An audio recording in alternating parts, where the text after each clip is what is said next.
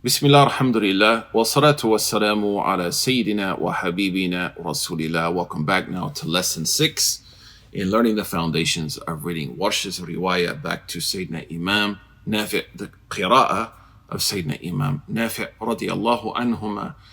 Hope you're doing great. Stay motivated. Know that shaitan hates you right now. Your insecurities and your nafs are going to be working on you.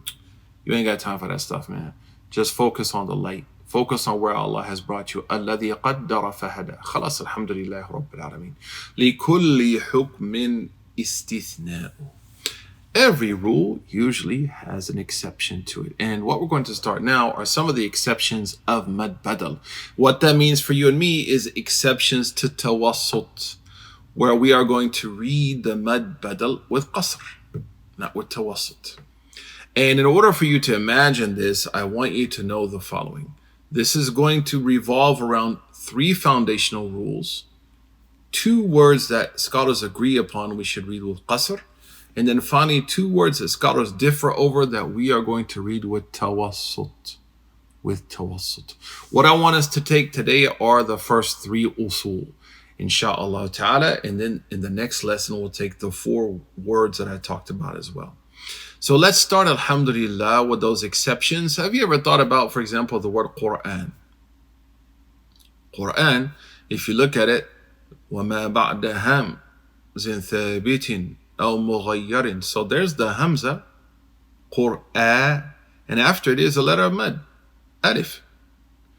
But have you ever heard anyone go, لَوْ أَنزَلْنَا هَذَا الْقُرْآنَ عَلَى جَبَلٍ? Nobody read it that way. Why? Because it is from those usul which is an exception to the rule. Let me explain it. Let's look at the word al-Qur'an. There's the mad badal, and in front of it is ra. The letter ra is not alif, waw, or ya, so that means it's a sound letter, sahih. It's also in sukoon.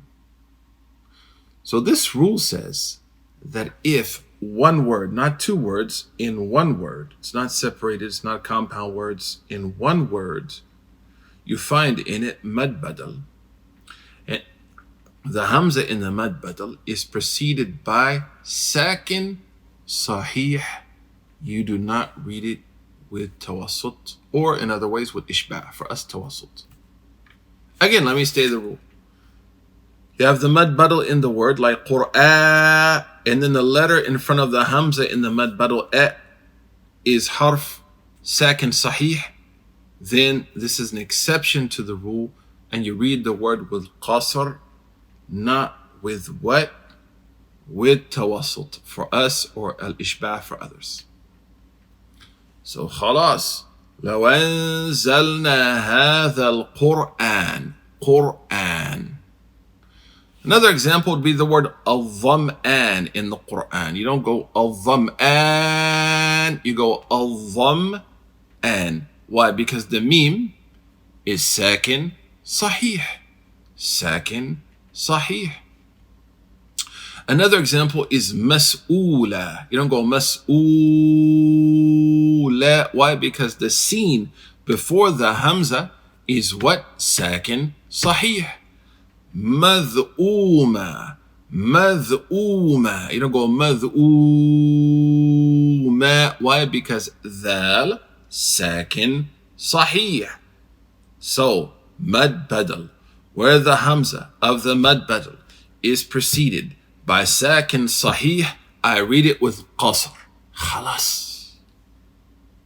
Another example is mas'ooloon. You don't say mas'ooloo. Why?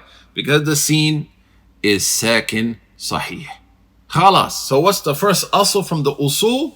That if I find one word, and in that word is mad badal, in front of that mad badal's hamza is a letter which is sakin sahih, I read it with qasr, not with tawassut, not with ishba', in the way that we're learning.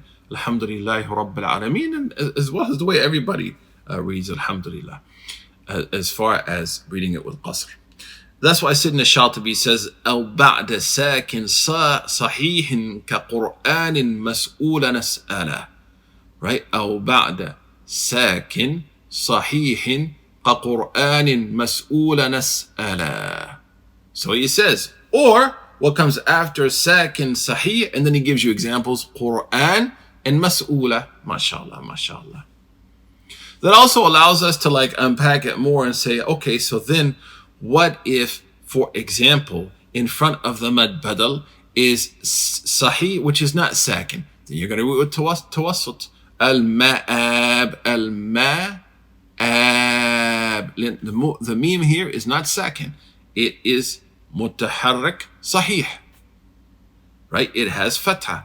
Al-ma'ab. What if the letter in front of the hamza on the mad badal is, for example, alif or waw or ya, mad, fa'u?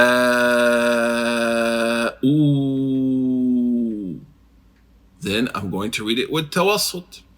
What if I find this scenario where there's a sahih sakin or sakin sahih, and after it is the hamza of mad badal, but they're two separate words. For example, man amana. Man amana. Here I'm not going to go, for example, man amana, man amana. I'm going to say man amana, because these are two different words, not one word. So this first asl happens when what? When I have one word, I have the mad badal in that word, and in front of that mad badal is what? Sakin sahih. Then I'm going to read it without tawassut. Falhamdulillahi Rabbil Alameen. That's why Sayyidina Shatibi says, أو بعد ساكن صحيح كقرآن مسؤول نسأله. Or after, he says, sakin sahih, a letter other than alif, waw, or ya, in sukun, khalas, كقرآن, like Qur'an, مسؤولة اسأله. We ask Allah subhanahu wa ta'ala yuwaffiqana wa iyyakum insha'Allah ta'ala, and to make inshallah this very easy for all of us. Let's take the last usul very, very quickly because they're not difficult. Have you ever thought about, for example, نزل من السماء ماء, Surah Al-Baqarah, right? Allah subhanahu wa ta'ala said from the heavens water, ma'a. If I stop, right, just for the sake of practice, right? If I stop on ma'a, I see that the hamza has what?